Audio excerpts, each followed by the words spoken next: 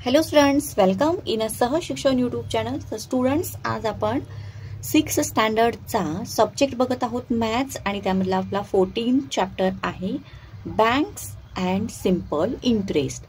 So चला students, आपण आजच्या या चॅप्टरमध्ये बँक्सशी रिलेटेड ज्या ज्या टर्म्स आहेत या क्लिअर करणार आहोत.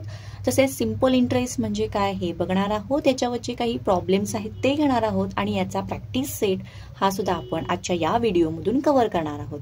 तर चला, तुम्ही जर चॅनलवरती नवीन असाल तर चॅनलला पटकन सबस्क्राईब करून खाली जो बेल आयकॉन दिला आहे याच्यावरती बटन प्रेस करा, सो दॅट तुम्हाला तुमच्या स्टँडर्डशी रिलेटेड इतर सुद्धा जे एक्सरसाइजचे व्हिडिओज आहेत हे जेव्हा मी अपलोड करते तेव्हा त्याचे तुम्हाला नोटिफिकेशन मिळेल आणि तेही बघता येतील. ओके, सो चला लेट्स स्टार्ट.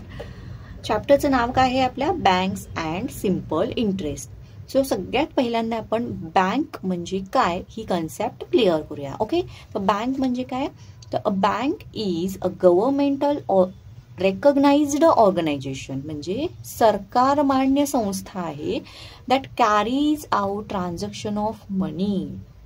ओके, तर बँक ही एक अशी सरकार मान्य संस्था आहे जिथे पैशाचे व्यवहार केले जातात, त्याला बँक असं म्हणतात. ओके, तर या बँकेमध्ये सर्वसामान्य आपण जे नागरिक आहोत याच्यामध्ये जे महिला बचत गट आहेत किंवा विद्यार्थी आहे, शेतकरी आहेत, त्याचबरोबर उद्योजक आहेत, व्यावसायिक आहेत, हे सर्व लोक या बँकेशी रिलेटेड व्यवहार करू शकतात.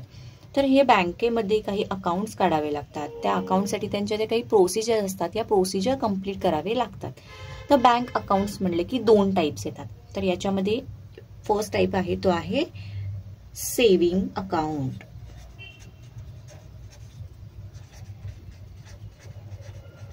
आणि सेकंड आहे तो आहे करंट अकाउंट, म्हणजे चालू खातं.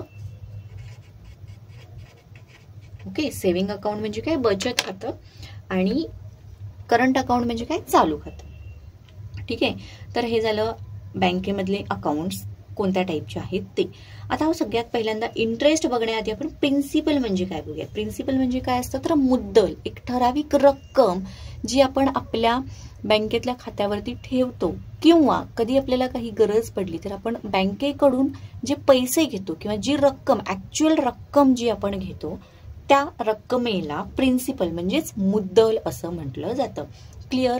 प्रिन्सिपल म्हणजेच मुद्दल म्हणजेच काय?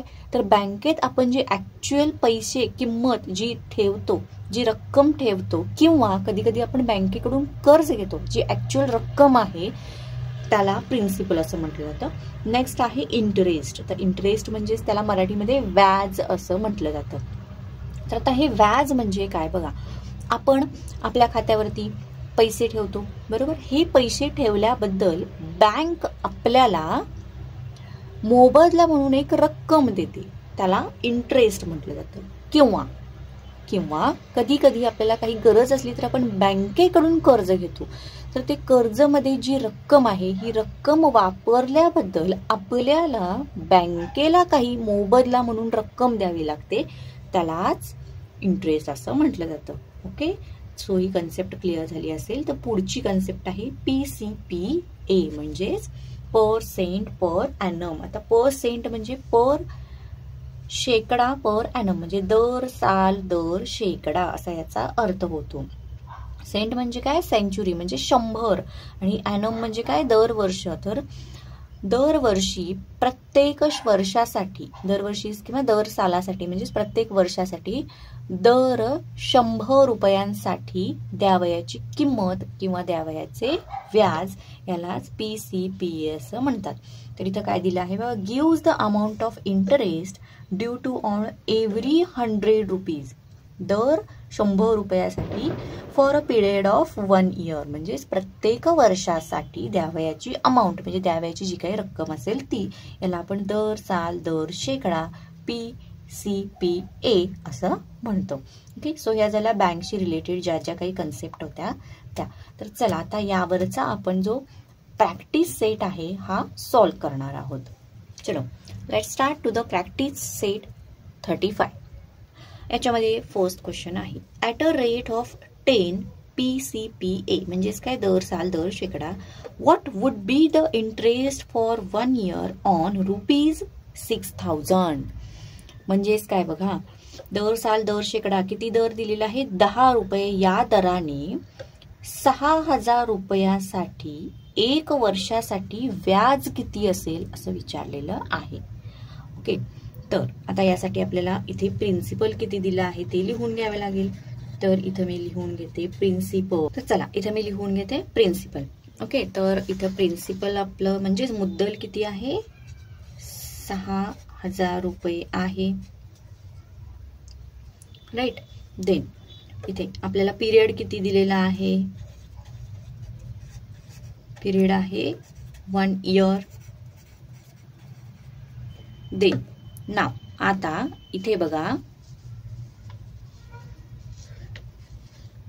रेट ऑफ इंटरेस्ट किती दिलेला आहे बघा. रेट ऑफ इंटरेस्ट इज 10 आहे, 10 PCPA. ओके. देन मग आता यावरून आपण आपल्याला आता ही सगळी माहिती जी दिली होती ती आपण लिहून घेतली.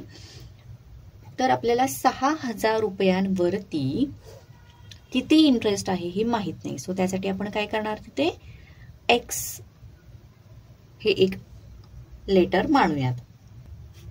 Okay, so on 6,000 rupees interest will x assume, म्हणजे एक्स मानून घेतला. तर आता आपल्याला हे काय करावं लागणार आहे, आता या ज्या 2 गोष्टी आपल्याला मिळालेल्या आहेत या आपण गुणोत्तराच्या मांडणीमध्ये मांडून घेणार आहोत. तर त्यासाठीचं इक्वेशन आपण कसं लिहिणार बघा. x divide by 6,000 is equal to 10 divide by 100. आता 10 का दिलेला आहे, कारण 10 PCPA म्हणजे दर साल दर शेकडा, प्रत्येक 100 रुपया पाठीमागे 10 व्याज दिलेला आहे. सो इथे आपल्याला x काढायचा आहे. त्यासाठी आपण काय करणार, हे जे 6,000 आहे ते 6,000 दोन्ही साईडला मल्टिप्लाय करणार. Into 6,000 is equal to 10 divide by 100 into 6,000. Right. So हे कॅन्सल झालं. इथे येणार x is equal to, so या दोघांचं किती येणार 600. तो इथं मी काय लिहिते बघा, on 6,000 rupees principal interest is 600 rupees. Okay, so हे झालं आपलं फर्स्ट. सेकंड काय आहे बघा, Mahesh deposited rupees 8,650 in bank at a rate of 6 PCPA. How much money will be get at the end of the year in all? तर महेशने बँकेत त्याचं जे खातं आहे याच्यावरती 8,650 रुपये दर साल दर शेकडा 6 या रुपयाने ठेवले. तर वर्षाच्या शेवटी त्याला या इतक्या मुद्दलावरती किंवा इतक्या प्रिन्सिपल अमाऊंटवरती किती रुपये, म्हणजे टोटल एकूण किती रुपये मिळणार विचारलेलं आहे. सो आपण इथं जे आपलं सुरुवातीला लिहून घेऊयात, प्रिन्सिपल ते आहे 8,650 रुपीज. ओके, पीरियड आहे 1 year. Okay, rate of interest आहे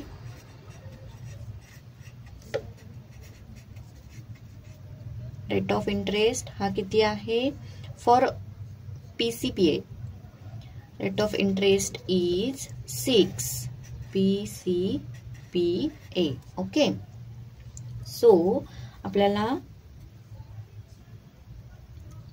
इतकं हे जे प्रिन्सिपल दिलेलं आहे 8,650 या इतक्या अमाऊंट वरती किती रेट ऑफ इंटरेस्ट मिळणार हे काढायचं आहे. सो त्यासाठी आपण तिथे काय करणार, एक्स एज्युम करणार, एक्स. ओके, आता नेक्स्ट बघा, सगळे सुरुवातीला आपण सगळं लिहून घेतलेलं आहे. प्रिन्सिपल लिहून घेतला, पिरियड लिहून घेतला, रेट ऑफ इंटरेस्ट PCPA 6 आहे हे लिहून घेतलं, आणि 8,650 या इतक्या मुद्दलावरती किती व्याज असणार हे काढायचं आहे. त्यासाठी आपण इथं एक्स अज्युम केलं. राईट. तर नेक्स्ट काय असणार बघा, नेक्स्ट असणार कोणती प्रोसेस बघा, हे इथे मी असं खाली राहू दे. मग इथे आपण काय करूयात, ते गुणोत्तराच्या याच्या मांडणीमध्ये आपण लिहितो x divide by 8650 is equal to 6 divide by 100. So इथं आपण नेक्स्ट काय स्टेप करतो, दोन्हीही साईडला ते जे प्रिन्सिपल आहे त्यांनी मल्टिप्लाय करून घेतो.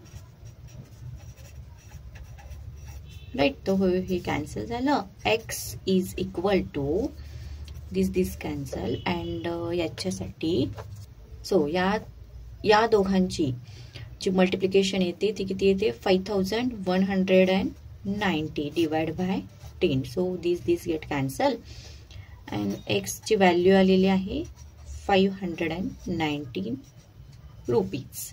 सो आता आपल्याला टोटल काढायचे आहे. सो टोटल साठी इथे काय फॉर्म्युला आहे, प्रिन्सिपल प्लस इंटरेस्ट. आपला इंटरेस्ट आलेला आहे 519 रुपीज, प्रिन्सिपल आपला आहे 8650 plus 590. So is equal to 9169 rupees. So हे झालं आपलं टोटल अमाऊंट. एवढे पैसे हे महेशला त्या वर्षाखेरीस मिळतील. ओके, थर्ड क्वेश्चन बघा. अहमद चाचा बॉरोड ₹25,000 ॲट 12, इथे 12 आहे, 12 PCPA फॉर अ इयर. म्हणजे अहमद चाचांनी 25,000 रुपये इतके कर्ज हे दर साल 12% किंवा 12 रुपये याप्रमाणे एका वर्षासाठी घेतले. What amount will he have to return to bank at the end of a year. So चला आपण स्टार्ट करूयात. आपलं प्रिन्सिपल आहे, principal is 25,000 rupees. Then period आहे 1 year and PCPA is 12. Okay, so according to that आता आपल्याला 25,000 रुपयांच्या वरती एकूण किती इंटरेस्ट असणार हे काढावं लागणार. सो त्यासाठी आपल्याला x मानून घेऊयात आपण. So on a principal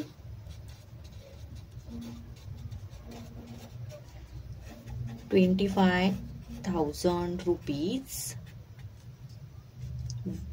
interest assumed will be x. Okay, so याची मांडणी आपण कशी करतो, x divide by 25,000 is equal to 12 divide by 100. Then next step आपली असते x divide by 25,000 into 25,000 both, म्हणजे दोन्हीही बाजूला आपण 25,000 मल्टिप्लाय करतो.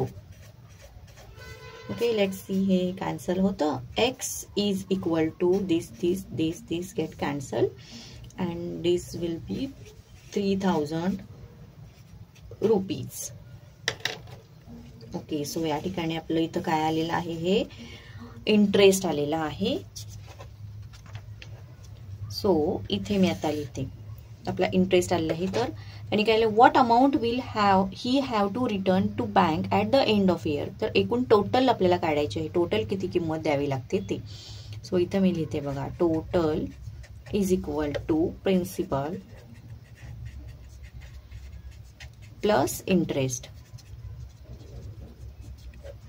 ओके, सो प्रिन्सिपल आपला आहे 25,000 प्लस इंटरेस्ट आलेला आहे 3,000. देन टोटल येणार 28,000 रुपीज. सो इतके रुपीज हे अहमद चाचांना at the end of the year बँकेला रिटर्न करावे लागणार. ओके, सो हे झालं आपला थर्ड क्वेश्चन कम्प्लीट. अहमद चाचा required to return 28,000 rupees to bank at the end of the year. Right, चला स्टुडंट, आपला आता नेक्स्ट आहे फोर्थ क्वेश्चन. फोर्थ क्वेश्चन काय आहे बघूयात. इथे बघा, Kisanrao wanted to make a pond in his field. तर पॉन्ड म्हणजे काय, त्यांना शेततळ बनवायचं आहे. He borrowed ₹35,250 from a bank at an interest of 6 PCPA. How much interest will he have to pay to bank at the end of the year, right. तर किसनराव यांनी शेतामध्ये शेततळं बांधण्यासाठी बँकेकडून कर्ज घेतलेलं आहे. ते आहे 35,250. तर दर साल दर शेकडा त्याच्यावरती आहे 6. तर त्यांना 35,250 इतक्या रुपयावरती किती व्याज द्यावं लागेल. Let's start. Principal is 35,250 rupees. Period is a 1 year. Then PCPA is a 6. Then on a principal,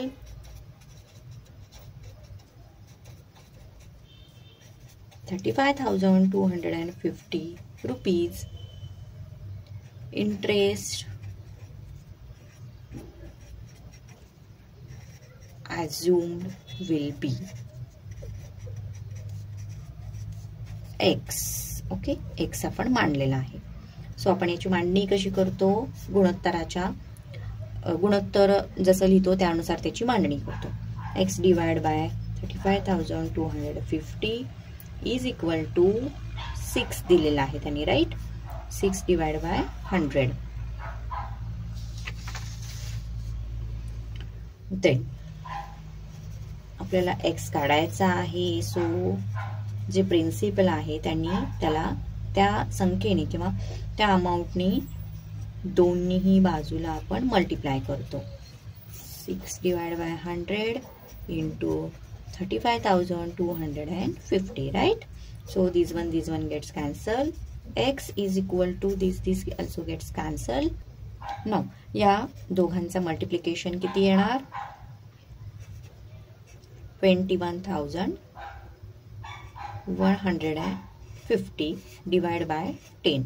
So these and these 0 gets cancelled. X is equal to 2,115 rupees. Okay, so आपल्याला टोटल इंटरेस्ट किती मिळाला, 2,115 rupees. So इथं मी लिहिते, Kisanrao will pay to bank. इथे येणार Kisanrao will pay interest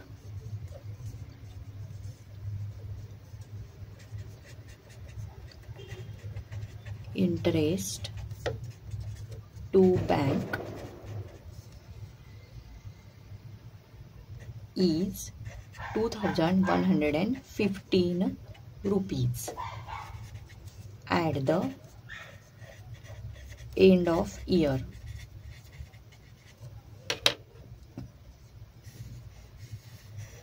okay, so अशा पद्धतीने आपण हे सुद्धा जे सम होतं हे सॉल्व केलेलं आहे. चला स्टुडंट, याच बरोबर हा एक्सरसाइज इथे संपलेला आहे. तुम्हाला व्हिडिओ आवडला असेल तर व्हिडिओला पटकन लाईक करा. चॅनलला अजूनही जर तुम्ही सबस्क्राईब केलं नसेल तर चॅनललाही सबस्क्राईब करून घ्या. थँक्यू.